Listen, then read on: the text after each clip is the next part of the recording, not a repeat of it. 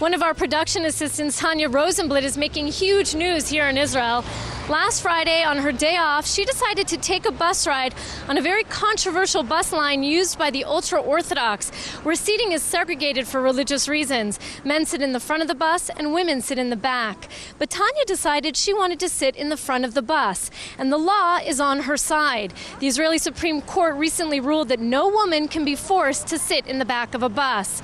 But Tanya quickly discovered that many religious men are willing to harass her and ask her to move, including and with the support of the Israeli police. Now, we want to tell you that JN1 News did not send Tanya to do this story. She went on that bus on her own initiative. And take a listen to what happened.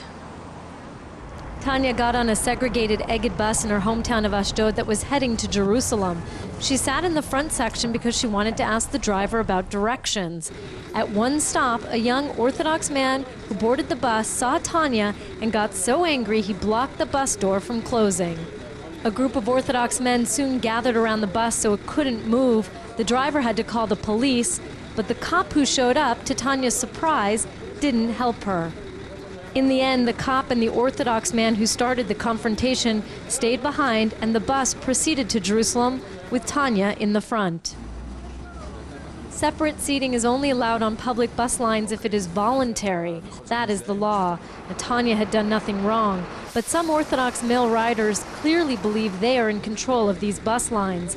Many Israelis say it's a pocket of religious extremism, inequality, and lawlessness, and they don't want to pay for it with their taxes.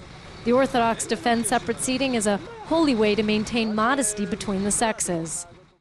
I didn't do anything that I wouldn't do again, and I don't think I'm a hero. I think it's something that every woman and every person should do. You know, it's not me because, no, it wasn't even bravery. I mean, it's kind of funny for me when people say that I was brave and everything. I wasn't. I was just doing what I felt right. Tanya is being called Israel's Rosa Parks after the African-American woman who refused to move to the back of the bus in the segregated South.